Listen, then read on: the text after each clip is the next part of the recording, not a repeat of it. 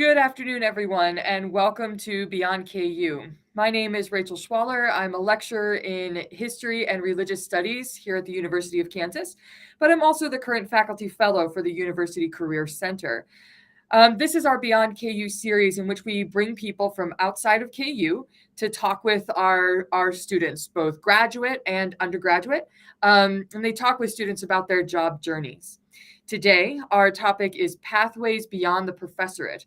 We're thinking about how PhD candidates in particular can find rewarding careers outside of academia.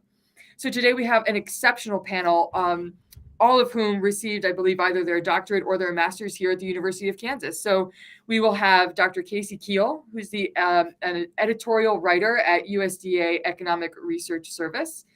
We'll have Dr. Devin Lee, the Director of Diversity, Equity, and Inclusion Programs for Jopwell, a career advancement platform for Black, Latinx, and Native American students and professionals. We have Dr. Finn Bozen, the Risk Management GRC Analyst at Busey. And we have Dr. Nicole Reese, the Director of Professional Development here at the University of Kansas. So I'll be your interviewer for this panel. I'm going to start off asking everyone to tell a little bit about themselves and what they do in just a couple of minutes, and then we'll go on to questions. So Finn, why don't we start with you?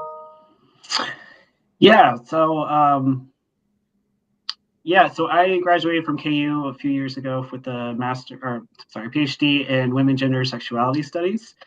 And as I was finishing up my degree, my wife, we weren't married at the time, but she graduated a year before me. And so she got a tenure-track position at Oregon State University. So I went with her while I was finishing my dissertation. And so I kind of got a first look view at what tenure-track professorship looked like. But even prior to that, I wasn't completely sold on, going into the tenure-track route. And so I was looking elsewhere anyway, but that kind of just solidified my choice. So I started looking around just to see what was out there. There's a lot more to the story, but you can ask questions later. But I found instructional design, which kind of just fit my skill set of, teaching, being able to deliver, complex information and like ways that people can learn. And I actually went into technical training, which I also didn't expect. But I was doing end user training, like teaching people how to use software systems as an end user. And so I did that for a while with a government contract in the DC area. And then 2016 happened, and we decided we didn't want to be in DC anymore. And so we moved to Kansas City. And because it was kind of a compromise for us. My wife's from Texas, and we knew people because we went to KU. And so we ended up in Kansas City. We moved actually with our jobs because we were primarily remote anyway. But then I ended up getting a job with a company that's based in Kansas City called Archer, and so they're a software company. And the focus of the software is GRC, or Governance, Risk, and Compliance. And there's a lot I could say about what that is. In short, it's basically all corporations have these laws and regulations and all of these different compliance things that they have to adhere by. And so the software is meant to make that a little bit smoother. So I basically became an expert in the software because I was building the training that we used to train people how to use it. And so I just kind of got bored with it. There wasn't really anywhere for me to go. I wasn't being intellectually challenged. And so I just started looking elsewhere. And fortunately, with Archer and risk management, it's a highly demand skill right now. It's in high demand, but there aren't a lot of people that do it. So I was actually pretty fortunate in that I was in high demand. I didn't even know it actually when I started applying. And so I found Busey. It's actually a Busey bank. I work for a bank now. And so they were using the software that I had already learned, and they just needed someone to kind of knew how it worked a little bit better and be kind of a liaison between the business and kind of learn how they wanted to use it and get more out of it, and our folks who configure the back end of the software and make it actually work the way we want it to. Excellent. Thank you. I'm just going to go in order on my screen. Nicole, would you mind going next? Sure. I'm Nicole Reese. So I graduated from KU in 2016 with my PhD in legal geography. So it's a subfield of kind of political geography. I knew pretty early on that I didn't want to go the faculty route for various reasons. I wasn't super passionate about teaching. And if that's 40% of your job, it's probably not a job that you should continue pursuing. But I was really passionate about the research, but I really liked applied research. I worked in international law, specifically around sexual violence and military personnel. So I was looking to go nonprofit or federal. So as I was finishing up my PhD, I worked for an international nonprofit in Kansas City for a couple of years. I did a virtual student foreign service internship with State Department, working on a project for them. Really liked the work, liked less what I was hearing from my supervisor at the State Department about kind of what it was like to work in that particular bureau. I liked the work, but I was doing all the fun work because she didn't have time to do the fun work. And I was like, well, that's not fun if all of your interns are doing like the fun, interesting research pieces. So I started thinking about other places in the government that I was interested in working. And then much like Finn, 2016 happened, which is right when I graduated. And I thought maybe federal wasn't the route that I wanted to go at that time for probably similar reasons to Finn. So at the time, I was working in the Hall Center's Grant Development Office, supporting faculty who were writing grants and fellowships. So I was learning a lot about that process, how to do grant management, and all that kind of fun stuff. And one of the grants that I worked on was a grant that KU was putting together around career diversity for humanities PhD students, right? And I noticed in that work that a lot of the stuff that I was doing on my own, so finding internships, working at a nonprofit, so all these opportunities and skills that I was developing to kind of move out into the non-academic world was part of the thing in the grant that they were trying to bring back into graduate training. So I got kind of passionate about helping graduate students navigate this process with more resources at KU rather than making them do it on their own, the way that I was doing it, and probably Finn, you were also doing it. So it just so happened that while I was working on that grant and I was getting ready to graduate, and I knew Fed maybe wasn't the route I wanted to go at that time, a new position was opening up in the very office of one of the people I was working on the grant with, all around graduate student professional development. So it's kind of a good fit. I was interested in it. I was really getting passionate about the work. I was already kind of working on the project itself. So I applied for that job and kind of found myself in the world of graduate professional development. I was in that role for a couple of years with the college specifically. And then I moved into the campus-wide graduate studies office as the graduate professional development director for the entire campus this past June. So it's kind of how that trajectory works. Sometimes lots of weird doors open in careers, and sometimes you just walk through and say yes and see where it takes you. Thank you. And congrats on that promotion in June. Oh, thanks. Devin, would you mind going next? Hi, I'm Dr. Davon Lee. Pronouns are he, him, his. I think for me, I got my master's in African American Studies from KU in, I think, 2012. And then I finished with my PhD in sociology recently in 2019. And when in that transition, I had been teaching for 10 years. And there was one particular class, it was African American Leadership for Social Change.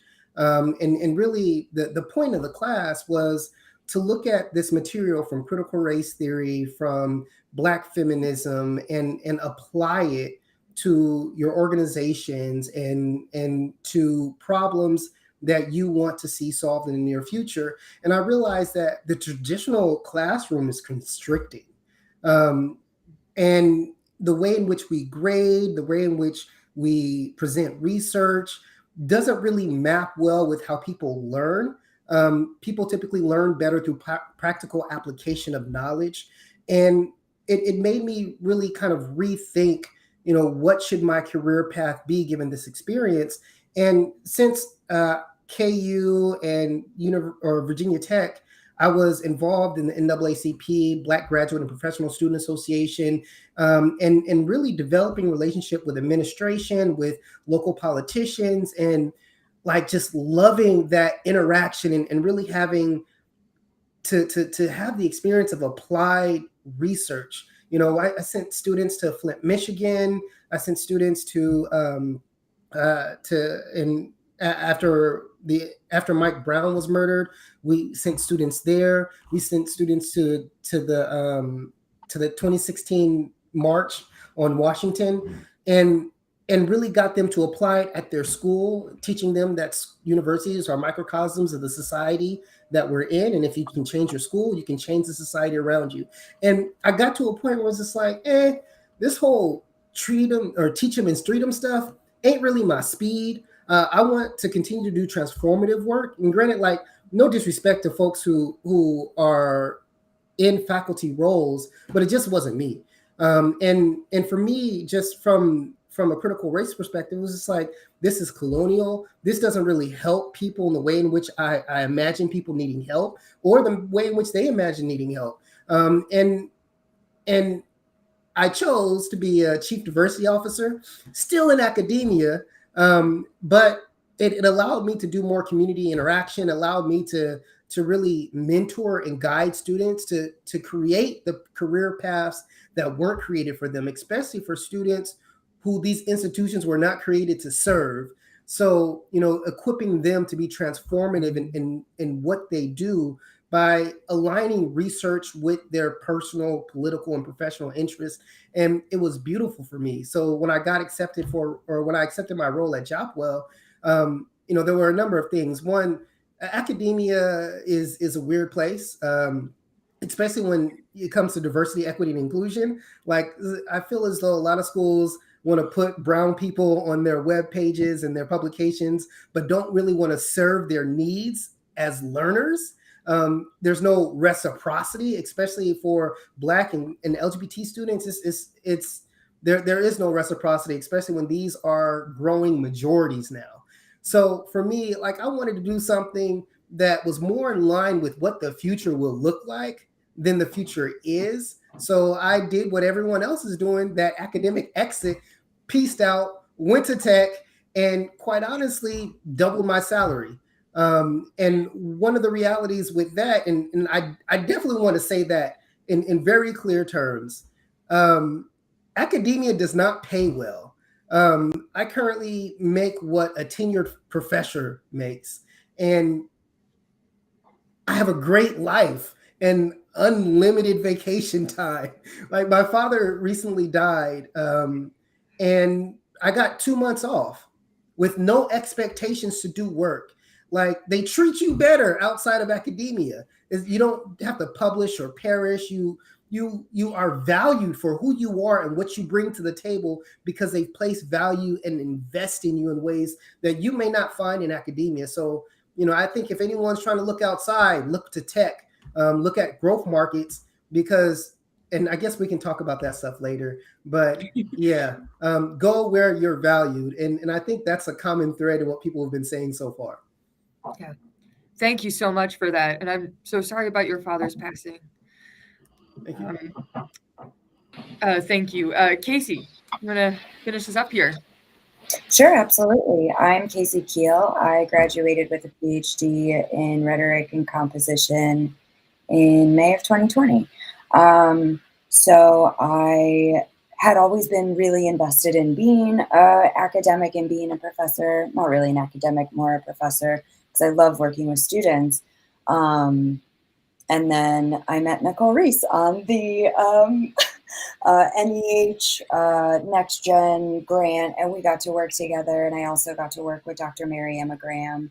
And both Nicole and Dr. Graham were really wonderful influences for me, because I didn't realize why I wasn't happy in academia, and I knew that I wasn't. And both of them helped me articulate that a lot better. And just a little bit about Dr. Graham. I think she retired in December. she's just truly, like, she's one of the greatest people. I am not in her field.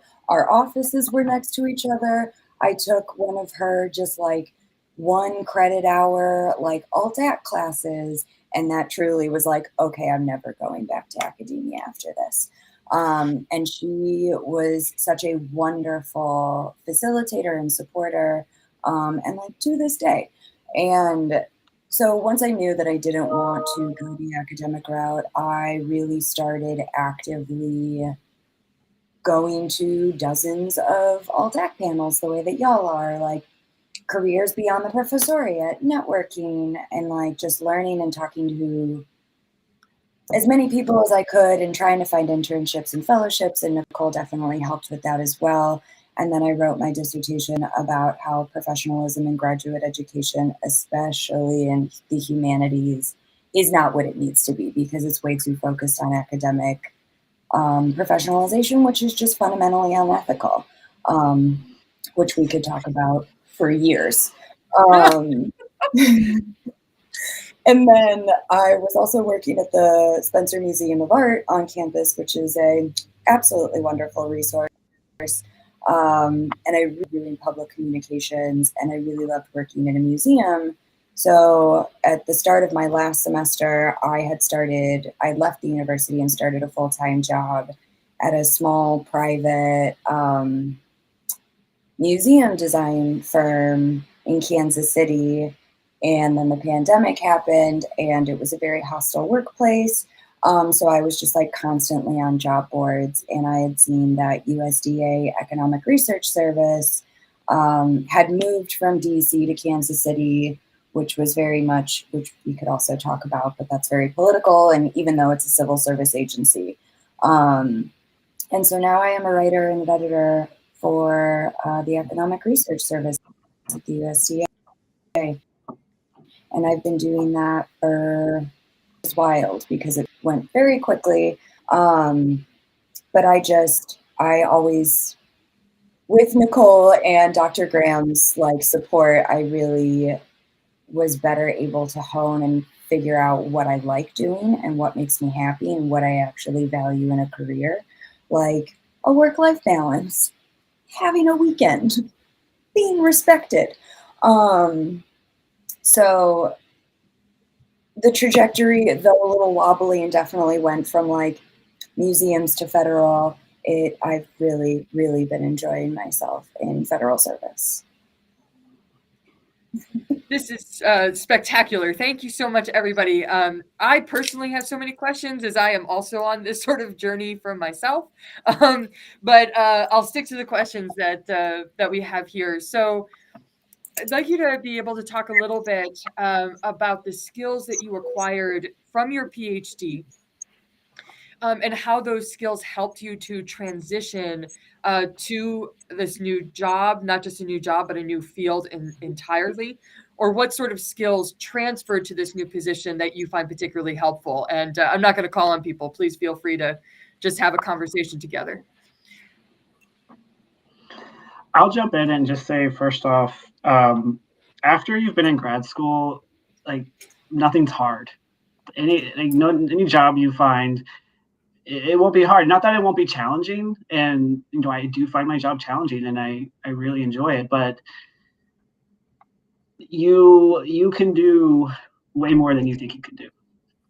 I know when I first started looking at job descriptions in the corporate world, I was like, I have no idea what these words mean. I don't know what the heck they're talking about, but it's a matter of just rewiring your brain kind of and learning that corporate speak and how what they say a skill is and translating it into what you do know and what you can do. Mm-hmm.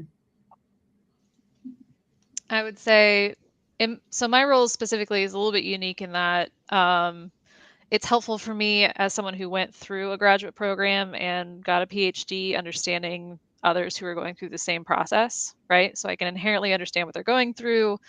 I know a lot of what they're doing and how they're doing things, and so it's easier for me to come to graduate professional development from that perspective because I understand things that are going on and ways in which I can support people. But Some skills that I brought to this role specifically that are really helpful are project management skills.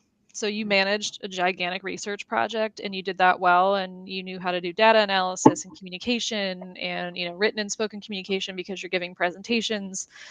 Oftentimes when you're giving those presentations to your colleagues, they might be in your field, but they're so outside your field, they're basically non-specialists, right? So being able to communicate your complex material effectively to other people and doing that persuasively is a huge thing, especially when you get outside the academy. I mean, even inside the academy, but more so outside the academy. So those are kind of the big ones, are the strength of my communication skills, my project management skills, and then working for the grant development office, because I'm working on grants now. I will probably continue to work on grants as I remain in academia, for better or for worse. And I can also help translate those skills that grad students are developing, because the baseline skills for grant writers are applicable everywhere. But especially if you want to go into grant writing as a profession, that's an easily transferable skill set as well. Yeah, and I think I want to plus one everything that everyone else has said, with the caveat that I don't think that anyone who was in graduate school was just in graduate school. I think the majority of us were involved in other things, and it was those other things that allowed us to kind of test our knowledge to try to see what the limits of theory are through practice. And it, for many of us who transition into the corporate world, it's that praxis, not just reading and regurgitation and developing sophisticated arguments. It's really thinking about, you know, where does the rubber meet the road when it comes to the things that I've read and what they mean, or perhaps should mean. And for me, it was that process that was most applicable, because at the end of the day, every theory is elastic, and every writer comes in with their own intentions, their own perspective, and quite frankly, their own bias. And being enmeshed in Africana studies and sociology allowed me to better understand the nuances of human interaction in a way to develop strategic outcomes. And I did my research in Belize, so I was international, and a lot of it was working alongside activist organizations. So it allowed me to better understand activist work, collaboration, mentorship, which I brought into my DEI work. But I think particularly what happened with my DEI work was that I fell in love and my partner got pregnant, or we got pregnant, and Black infant mortality and mothering death was high.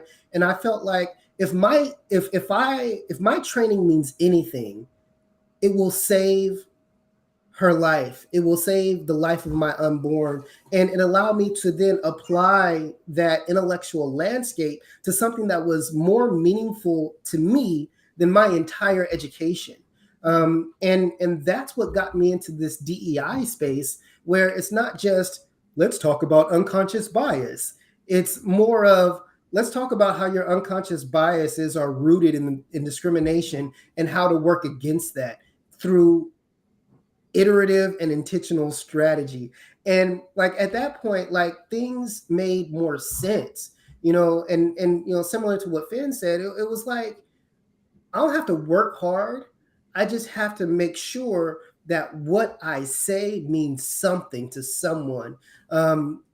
Because if I can influence those who make decisions, then I can, in some sense, make this debt more meaningful to me. So, so that was my reality. Absolutely. I would also like to plus one what everyone says, whatever everyone has already said. And I'm glad that Finn started out with the sentiment that, like, you're doing grad school. Like, if you can do it, you can do anything. And I keep being surprised and like beyond my degree of like, oh, this is all you want from me? Like, this is it. You don't want me to juggle 6 different projects and teach and be on like doing a bunch of unpaid labor. That's bonkers. Um, so like with what I learned, what I didn't want from grad school, and like what helped me carry that over to my own professional career, I very much things that I did transfer over that I was like kind of surprised by was my work with students. It was my favorite part of grad school for sure, and research. I still love to do research. But working with students is really wonderful because you're working with people, and as a writing instructor, writing is very personal. Writing is very difficult. The amount of students that would come into my classroom and be like, I hate writing. And I'm like, I understand. It's not easy. And it doesn't get easier. So learning how to compassionately work with people with their work was something that like I enact every day working with authors. Like they're the content experts of these like agricultural economic studies that have been in the works for sometimes multiple years. So when it does get to me, it's already been in the process. They're already tired of looking at it. So in addition to knowing how to write for a public audience, I also know how to communicate with an author of like what the public needs are, where it's like, yes, I understand that this very sophisticated equation that you've put together to statistically find this thing is fantastic. However, it needs to be moved to an appendix for like this reason. And it's just like working with people has truly been something that I've taken from graduate school, especially because like working in the private industry for those brief 10 months, that felt like 2 years. I didn't work with people. So I know that it sounds very like, well, of course I work with people. I know how to do that. Like what I'm talking about is like doing it compassionately and doing it effectively and doing it well. And just like, as Nicole said, project management for yourself and for a team. It's very much the like, I don't know, the soft skills that I've carried on over, as well as the hard skills of like writing and rhetorical composition and things like that for my degree. Absolutely. Thank you. So one of the questions that we wanted to ask is with these soft skills as well as hard skills that we were just talking about, what are some ways that the PhD prepared you in a unique way to address some of the challenges at your current job?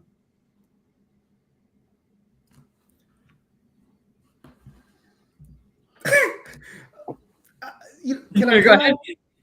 Well, so a big part of my job is really talking about work readiness and talking about transferable skills and talking about, you know, this reality where, and it's true in academia, it's true in the corporate world, but it exists on this infrastructure where whiteness, maleness, and straightness have created associated values, where ultimately your career path is something that people will place value in. So if you took 20 years to get a PhD, you may not be valued as well, but they won't care so much about your journey. And I'm in a role where I can literally talk to people who make decisions to place value on the things that we have historically undervalued. So for me, the experience in academia allowed me to understand the nuances between intentions and outcomes that emerge contradictions, and really focus on those contradictions to pull them apart to build strategy and solve sophisticated problems. And that is something that I think that we all have encountered, where we are thinking about our research questions, where we're interviewing people and understanding their lived experience and how it fits within a larger conversation, or we're developing narratives that haven't been written or read before. And that training in a PhD to make a unique argument, and granted, we can even argue whether or not any argument can ever be unique, but the reality is that helps you to really think in very critical and concise ways that really can solve sophisticated problems that the corporate imagination isn't prepared to solve. And in the same sense, the academic imagination oftentimes isn't very imaginative. So, within this reality, like I think, and I think perhaps because I feel like I know you, Finn. If I'm not mistaken, your wife is Finn, is Crystal.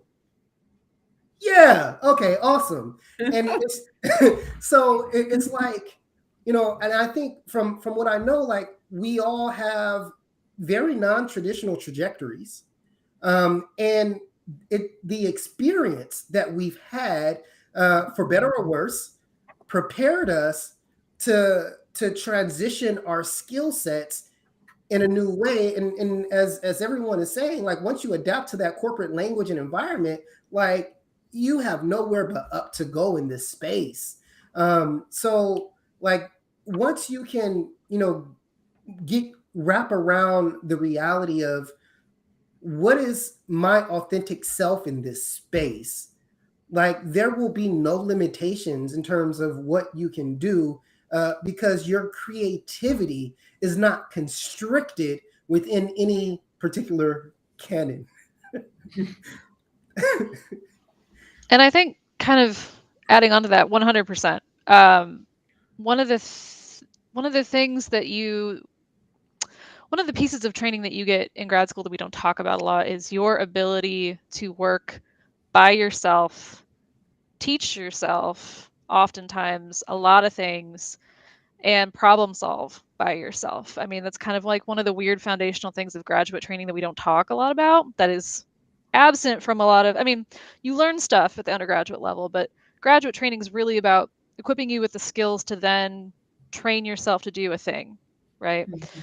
And transition, that's a really unique skill set that you come into a non-academic setting with, that a lot of people have to learn, is how to be comfortable working by yourself, because academia is a lonely place, and while it sucks to work by yourself and it gets really lonely, you have that experience, you know what that's like, and you can sit in that discomfort and be kind of okay with it. But the ability to know when you can probably train yourself in something you don't know, it's a foundational skill that, I mean, I've taught myself Tableau because I needed to do some data visualizations, and I didn't have time to wait for my data team to do those for me, so I taught myself Tableau. I've taught myself a number of other things in this role and kind of work through processes, and that's something that I just learned in grad school, like how to figure out something, how to get on YouTube, train yourself to do it, and then move forward and check in when necessary. On the flip side of that, a lot of collaborative work happens in graduate school, and you come in with those collaborative working skills that are at an advanced level because of some of the ways that you've had to collaborate with, either in the lab or on a paper with your advisor or whatever. So there's just some unique things that you bring into the non-academic world that addresses a lot of challenges. I mean, if you're understaffed, sometimes you got to pick up someone else's job and you have to learn their job kind of on your own, right? Or if something's changing really rapidly in your industry and the training that you get isn't great, and you just have to kind of train yourself on your own to be successful in whatever you're asked to do, you have that skill set already from your PhD training. Something that I certainly had to learn how to do in graduate school that I think we all have is like learn how to ask questions to like figure out what you want to know. Like, you know what you want to know, but you don't know how to ask it, or like you don't know what you don't know. And I know this might sound kind of basic, but like bringing the challenge of like knowing what to ask is definitely something that I've carried over. And like the amount of times that people on my team are like, that's a really good question. I was like, okay, thank you. Like, cool. But it is just figuring out how to get at what you don't know. Oh, look at this sweet tiny. Thank you for bringing this child on. This is so wonderful. Hello. But yeah, Finn, I didn't know if you had anything to add as well. No, I was going to say something similar. Yeah, like being able to ask the right questions, because, I mean, and having the imagination to ask them. And sometimes because we have a different background than a lot of people in the corporate or federal or the alt-ac or whatever background than most people have, we come in with a different perspective than a lot of people. And so we might ask questions that they never really thought about. And it's actually a really good thing to think about and to problem solve for. Yeah, and I was going to say specifically with my training for my dissertation, I did like field interviews with people, and then also did a quantitative analysis type work, which was a lot of like coding. I don't not like technical like software coding, but like very, the minutia of going through sentences and phrases and figuring out which code it applies to. If anyone has ever done that, it's tedious and terrible, but it has served me well in my attention to detail to things, and being able to, follow the dotted line to a certain extent, or being able to make connections between things that other people might miss or not, be able to follow through on.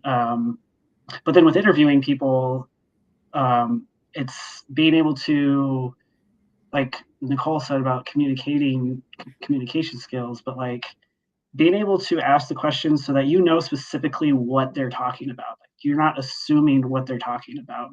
And it's easy to do when you get into a new environment where you may think you know what they're talking about, but they may actually be talking about something else. So being able to kind of get to the very bottom of what people are talking about is a really good skill. Well, if I could kind of riff off of those things, and also welcome. So glad you're here. Yeah. So if I could riff off of that and go off script just a little bit. So you're talking about some of these transferable skills that can move from one job to another. So a skill like Nicole, what you were just saying, that you can teach something to yourself, or maybe Casey, you were talking about that, the ability to adapt to corporate language, the ability, Finn, what you were just saying, which also just kind of left my head. I'm so sorry. But you were just saying it. How do you put transferable skills like that onto a resume or communicate that you have those skills? How did you do it? Any of you do it as you started to move? I heard that I have a terrible resume, which is very surprising to me, because I've helped many friends write resumes. Oh, no. But for the job that I applied to that I have now, my executive editor was like, "Yeah, we weren't impressed by your resume, but then you nailed it in the interview." And some people interview terribly and have great resumes. Some people have terrible resumes and interview really well. So Nan and I are flip-flopped in that way. But yeah, absolutely. It's just figuring out how to put it in terms is definitely the biggest challenge. I know that's not helpful. It's just acknowledging the fact that it is extremely difficult, and finding out how to put it qualitatively and quantitatively in a sentence on a page is it's going to take like a dozen or so drafts of just keep working on it, keep nitpicking it, put it away for 2 weeks and bring it back, show it to friends that you trust, show it to faculty. If you have a faculty member like Dr. Marianne McGraham or a staff person like Dr. Reese here, absolute, it's not Dr. Reese's job anymore, but show people you trust your resume and be like, please pick this apart. What don't you like about it? What do you like about it? What works? How can I reframe it? And it really is just keep practicing, because I've practiced a lot. And Christine, my executive editor, was very honest with me, and I'm glad she was. Can I just add really quick in here? Nicole's office does stuff like this, but also the University Career Center that's putting on Beyond KU also has people for graduate students to come and see. So come see us. Please continue, Finn. Yeah, I was just going to say, part of what I did was just going and looking at job descriptions of jobs that I was interested in and look at the language they use. If you look at 5 different instructional design jobs, they're going to pretty much be using the same words. And then, look up what those were. So like I had to learn about what the ADDIE model was. I didn't know what the heck the ADDIE model was. Go to figure, I actually did know what the ADDIE model was. We've been using it the whole time in grad school to teach. But then also another thing you can do is find people in the career and the similar job that you're looking for and talk to them. And maybe if they can review your resume, that would be great.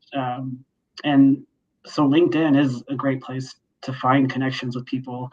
I think it's a lot. I think in grad school, you tend to think that other scholars are unapproachable because, they're the great scholars, right? You're not supposed to talk to them. But on LinkedIn, like you can reach out to some executive and, maybe they won't, respond, but who cares? But I think people are much more, I think, willing to share their knowledge than you would think in grad school, at least that I thought. And if I'm not mistaken, on LinkedIn, I know that I post my resume, and I think that you can definitely find sample resumes to pull from. And just to plus one what Finn said, a lot of companies are using AI to screen resumes. So as long as you have those keywords that you're looking for, then it gives your resume a bit more buoyancy. But I think to speak to the reality of just like how do you market yourself, I think it is like really just focusing on like what are the things that you did, what are the outcomes of your education, and really writing using that language. And I do something, I don't know if it's like best practice, but like there's a few videos on YouTube and stuff that I've done, public lectures. Like I just go ahead and drop links. Like if especially when it's relevant, because like I applied for like DEI facilitator roles, and then then when I got hired, I changed my title to program director because it made more sense to me. Like, what's a facilitator?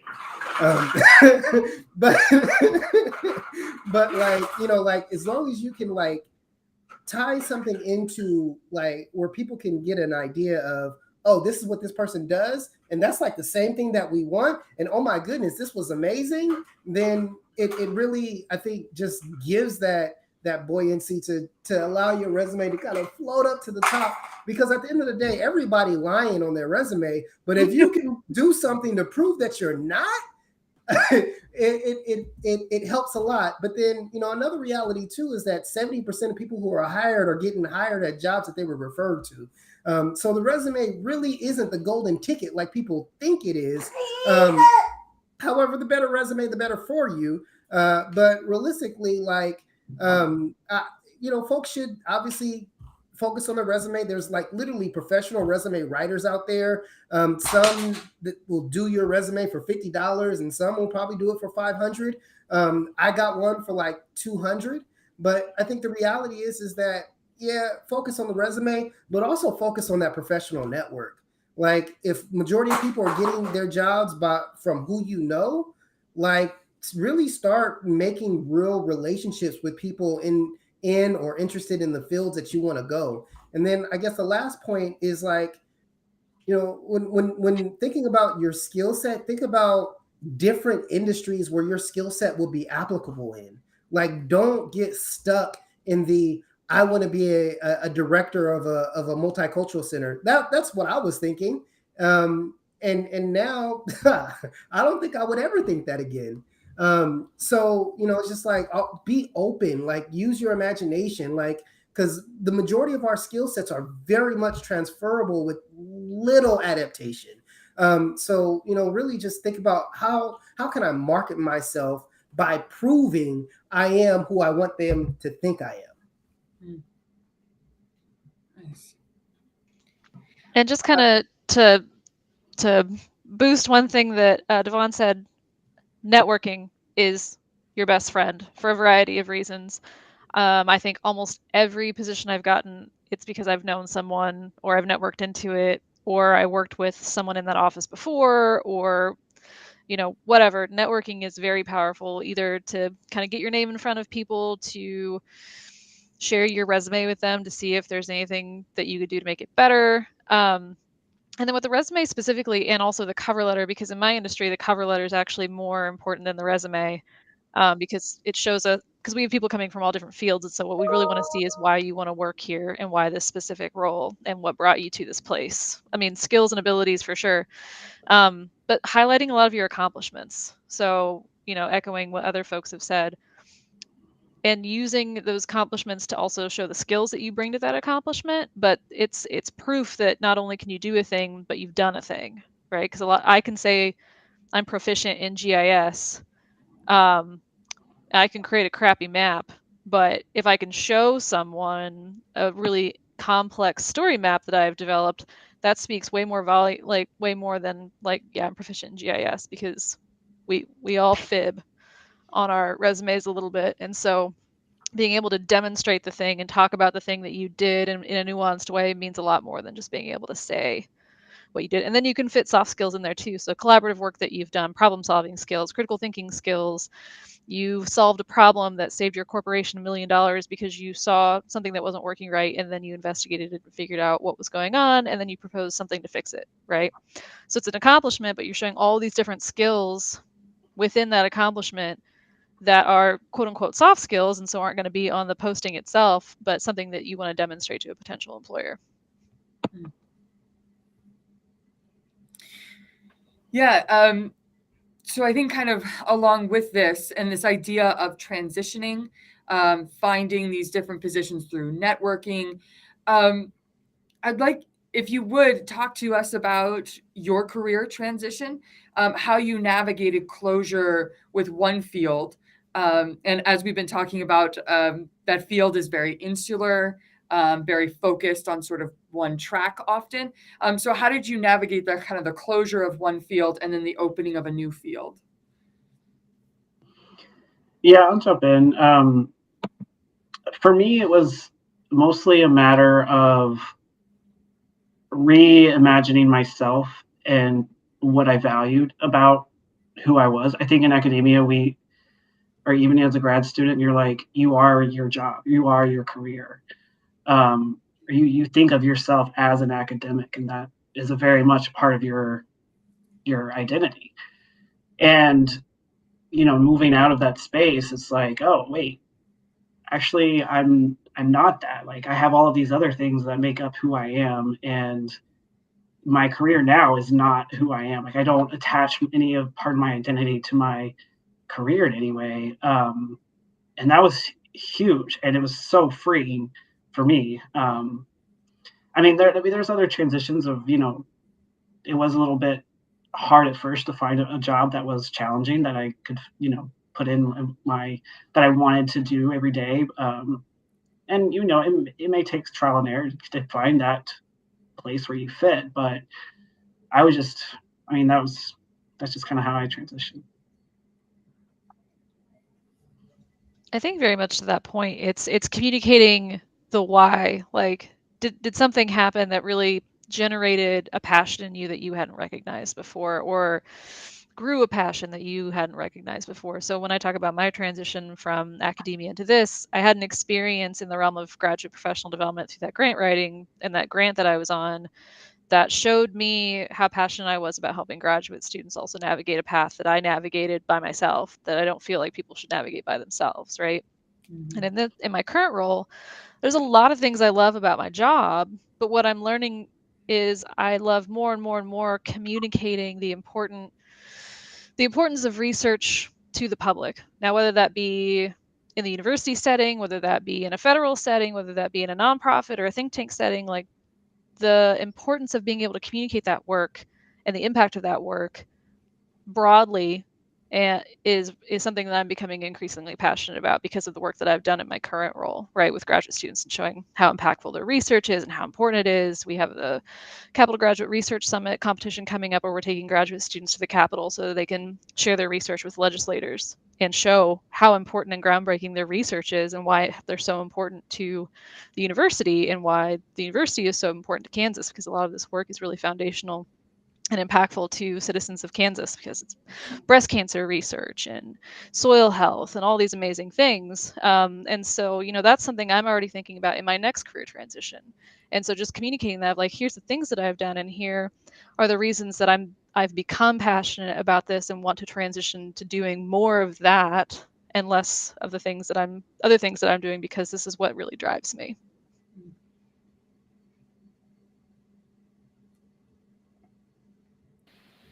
I think my transition. Oh, I'm sorry. Did you want to transition to something else? No, not at all. Please, go ahead. I was just going to say, I think my transition was a little messier than I anticipated, if I can be honest.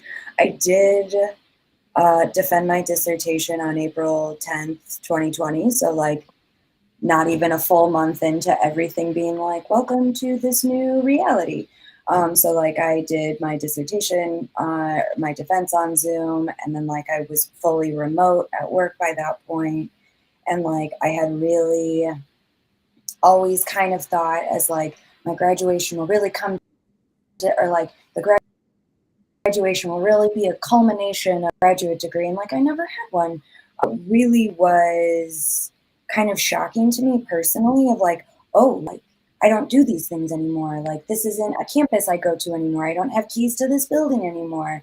So I think, like, personally, it was more difficult for me than I thought, but professionally, it was kind of a dream. It was very freeing of, like, this isn't my identity anymore. I don't have to essentially prove my value as a human by the work that I'm doing for my department, for my field, for my colleagues, like all of these things. So, like, even if you feel emotional about it, it still can be for the better, or it still can be challenging, and still you ultimately come out of it of just like, well, that was great. Glad I'm doing it. But it is, at least for me, it was difficult, and it's still something that it's like, I miss Rec Comp every day. I miss working with students every day.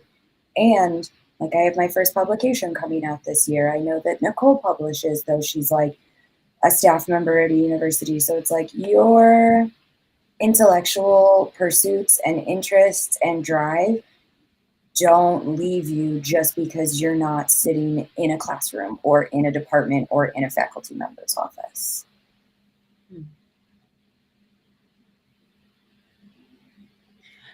Thank you for that. Would you be able to say a little bit more, and Nicole as well, and others, about the possibility of publishing as a private person who's doing research? It kind of depends on the role that you're in. So, I being still at the university, I can get and having a terminal degree in my field, I can still get affiliate status. So I can still publish my old research, which is around, like, again, sexual violence and military personnel housed abroad.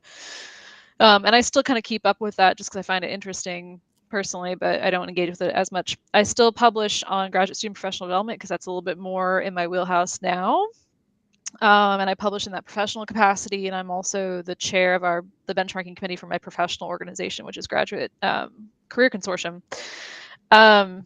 So, there are those intellectual outputs, but the other freeing thing is you can publish in places where you didn't before, and you don't have to worry about accounting for P&T, right? Mm-hmm. You can publish on Medium if you're still. I have a colleague I had a student I worked with in social psych, and he works for Etsy now, doing something with the user experience or something, but he still publishes randomly things on, like, I think MBA draft from, like, because he really is passionate about stats. And he says his own professional website and, like, publishes stuff for fun, and it's great because you can write it for a non-specialist audience. You don't have to write it in academic ease, which I hate writing in academic ease. I'm writing a grant proposal right now, and it's killing my soul because I'm like, I have to write the way that NSF wants me to write instead of the way that I want to write to get the information and the stuff that I'm passionate about to whoever I'm trying to communicate that to. So there are avenues to publish quote unquote traditionally, right, in our academic outlets, even in non-academic roles, depending on where you are. But there's so many other options of still publishing your work that are even more accessible because it's not behind a paywall and you don't have to write in a certain way and X, Y, and Z. So it's almost more fun publishing and putting your work out there without the restrictions of being in the academy, right? You can get it out there quicker. You don't have to worry about it counting. It's in the right journal or whatever. It's just sharing your knowledge with the world. And it's actually, in my opinion, more fun that way. I will I say, did just go ahead, Finn. No, go ahead. I was just going to second that it is more fun, and there are less external pressures, or at least I have felt less external pressures of like, better sound this way, it better do this, it better like have these things a part of it. And it is more freeing. I'd say my one qualm is that like I wish the KU Alumni Center would allow alumni to have access to research for like a nominal annual fee. I would love that more than anything, but that's a different conversation. Yeah, I was just going to say, depending on where you work, because I know some corporations, you have to sign, I forget what they call it. It's not a non-disclosure, but because my wife had to do this, sign something that anything you produce that is related to the work that you're doing for them belongs to them. So anything you write would, if it relates to your job, would belong to that company, and you could not publish that under your name. But if it's something completely different, then it's fine. But that is just something to think about. Yeah. In the last, I'm sorry. Oh, and I guess I was going to say, like, because we're talking a lot about writing, I think that outside of academia, you can create spaces where your words will make greater impact. Oops. Oh, that's okay. Yeah, you can create spaces where your words will make greater impact, and you have more freedom to write what you like instead of writing within or for or through the knowledge base that exists. Like you can literally create a new knowledge base based on the understandings that you've created. So like I like that freedom. And that's one, and it's like you're not worrying about quote unquote legitimacy or peer reviews that may be out of base with what you're writing. Like you don't have to worry about none of that. So I mean I'm sorry, I just, no disrespect to academia, but if that's not your speed, then there's a whole bunch of other lanes that'll get you to your destination probably a lot quicker. Fantastic. Okay, so just in the last couple minutes that we have, if there's a graduate student who's watching who wants to pursue kind of alt-ac positions, is there one place that you would tell them to go, like networking, all of this sort of stuff that we've talked about, but start here and this can kind of start that journey for you? One resource that sorry, go ahead. I was just going to say, I feel like Nicole could speak to this better than I could. I think that like graduate students who are attending this webinar, like you're already doing it. Like keep going to these kinds of panels, keep meeting people, keep hearing what they have to say, and just like putting what they say into practice by networking, going on LinkedIn, stuff like that. Like it really does. The small little things do add up and matter.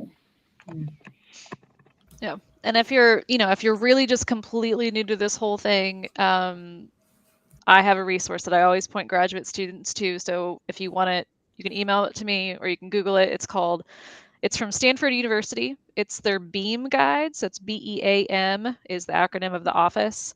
That guide, they have one specifically for PhDs and postdocs looking for meaningful work. And so it has a whole section on like academic jobs. It has a really robust section on non-academic jobs, kind of understanding all of the nuances and helping you prepare what a resume looks like, what a cover letter looks like with templates and examples, and what your LinkedIn profile should look like, and things that you should be thinking about. And so it's a really wonderful primer to kind of like get you going. And then, yeah, as Casey said, keep going to events, keep networking with people, go to the Alumni Association events, network with KU alumni and learn about what they're doing. And then the muse.com and the balancedcareers.com are also two wonderful places to get career advice. And I'm sure Dr. Lee has even more stuff since you work in the industry as well. Well, I'm a little less don't hype me up too much. Because I mean, so the platform that I work for is specifically for Black, Native, and Latinx folks. But I think what's interesting is that if every social media platform has spaces where people can really express and engage in their creative interest, and I would say perhaps a non-traditional route is find the things that you're passionate about and figure out how other people are making money doing things within that space. And then from there, having conversations, developing relationships, even asking folks, can I help? Could go a really long way, because again, these days what gets you hired isn't what's on your resume, but it's who you know, and what you can prove that you can do. So those relationships, especially while you're finishing your education, are monumental. So I would say focus on relationship building. Find those hashtags that matter. Figure out what people are doing. Like, one of the things that I tell my clients all the time is that if you really want to find talent, type in hashtag Women's History Month, hashtag Pride, and figure out which profiles align with positions that you're looking for. To the same end, candidates can do the same exact thing. Like, find those spaces where the skill sets that you have or that you're interested in or your passions exist, and figure out what people are doing with that. What's their life like, and how can you make it sense for you? And again, like, never ever ever go that far from your authentic self, unless people are willing to just pay you out their nose. Like, never stray too far from your passion, because at the end of the day, like, work is work. Nobody wants to do what they do for a living for free. So make sure that it counts, make sure that it makes sense. And really, if we think about humans and human interaction, and even where work is going, because like the Great Resignation is like a woman-dominated phenomenon that literally forced a candidate-driven market, right? So if that's the reality, it's also important to think about how career spaces are transitioning, and where do you see yourself at the end of this transition? Like, you see yourself wanting to work. Like, I live in Mississippi, hate the state, but love the life, because I'm literally talking to you in a shed in my backyard. And my kid is like right here. I couldn't do that with a traditional job.